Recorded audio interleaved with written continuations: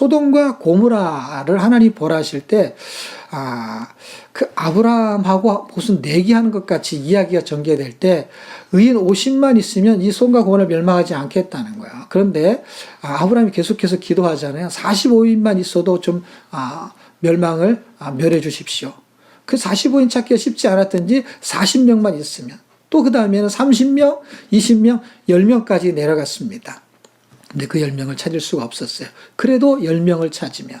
그런데요, 지금 에레미야 5장 1절에서는요, 한 명이라도 찾는다면 내가 이 성을 멸하지 않겠다, 이렇게 말한다는 것입니다. 그만큼 너그러지기도 했지만 그만큼 악해졌다고도 말할 수 있습니다. 그 의인 한 사람이 없는 거예요.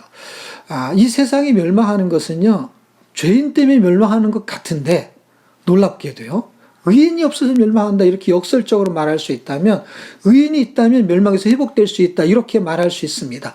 그래서 우리에게 소망이 있는 건 뭡니까? 의인 한 사람인 예수 그리스도가 소망인 것이고, 그 한 사람을 통해서 내 죄가 아무리 크더라도 회복될 수 있다는 그런 역설적인 하나님의 은혜를 설명할 수 있는 엄청난 복음이 여기에 숨겨져 있습니다. 그럼 어떻게 그 죄를 회복할 수 있습니까? 마음의 죄를 해결하는 방법이 있습니다. 마음의 죄에 대한 부분은 에레미야 4장 4절, 그 다음에 왼쪽에 보시면 4장 14절에서 찾을 수가 있는데요.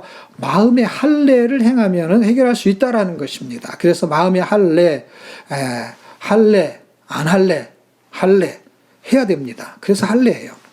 그리스도 할례는 골로새서 2장 11절에 설명하고 있는데요. 이 마음의 할례를 그리스도 할례로 지금 설명하고 있다는 것입니다. 할례는 우리가 웬만한 사람들이 성경 공부를 했다면 다 압니다. 남자의 생식기의 일부를 잘라내는 것을 말합니다. 그리스도의 할례는 뭐라고 말합니까? 골로새서의 육적 몸을 벗는 것이다. 그러니까 세상적, 정욕적, 마귀적 죄를 잘라내는 것이다, 이렇게 말할 수 있습니다. 다시 말하면 죄가 떨어져 나간다는 거예요. 죄에 대해서는 죽고 의에 대해서 사는 연합. 그래서 할례는 세례 침례하고 밀접하게 붙어 있는 것 같습니다.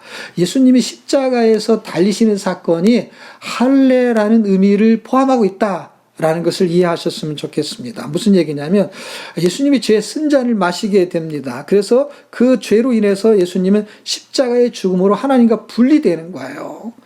엘리 엘리 라마 사박다니, 나의 하나님 나의 하나님 어째 나를 버리셨나이까. 마태복음 27장 46절에는요 하나님이 버리셨다라는 거예요. 하나님과 분리되는 거예요. 죄인은 하나님과 분리될 수밖에 없다는 것입니다. 그래서 죄 때문에 하나님과 분리되지만 의로 인해서 하나님과 연합이 되게 되는 것입니다. 자, 하나님께서는 할례를 행하지 않는 백성을 어떻게 하냐? 멸망시켜요. 근데 마음의 할례를 행하지 않은 백성도 멸망시킨다는 거예요. 이 복음의 내용은 놀랍게도요, 어디에 나오냐? 한 장을 넘겨보시게 되면 이것을 로마서에서 자세하게 설명을 해줍니다. 자, 우리가 이 하나님의 마음을 알려면 어떻게 되느냐? 여호와의 길과 하나님의 법을 알기 위해서는, 자, 왕상 3장 14절이 에레미야 5장 4절하고 아주 동일한 내용을 전개시키고 있어요. 이렇게 하나님의 길과 하나님의 방법을 알려면, 마음의 할례를 받을 수 있는 길이 열리려면 귀의 할례를 받아야 된다는 거예요. 에레미야 6장 10절에는요, 귀의 할례를 받지 못하게 되면 하나님의 말씀을 욕으로 여긴다는 거예요. 그 진리를 받아들일 수 없다는 것이죠. 그러니까 귀의 할례는 진리를 들을 수 있는 귀를 말하는 것이고, 이런 귀를 가진 자는 성령이 하시는 말씀을 듣는다는 거예요.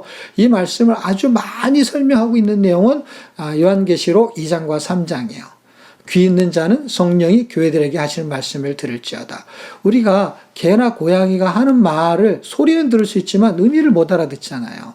지금 에레미야가 하는 말의 소리는 이들의 백성들이 다 듣습니다. 근데 그 의미를 듣지 못한다는 거예요. 다시 말하면 성령이 하시는 말씀은 성령을 통해서만 들을 수 있다는 것입니다. 그런 은혜가 지금 우리에게 성경을 통해서 설명하고 있다는 것입니다. 자, 한 장을 넘겨보시게 되면 마음의 할례에 대해서 로마서는 어떻게 설명하느냐? 마음의 할례는 마음의 할지니 로마서 2장에 말하고 있고요. 그 다음에 3장에서는 할례자도 믿음으로 무할례자도 믿음으로. 마음의 할례라는 건 뭐냐? 믿음이라는 걸 말하는 것입니다. 믿음을 통해서 우리의 죄가 날아간다는 거예요. 벗겨진다는 것입니다.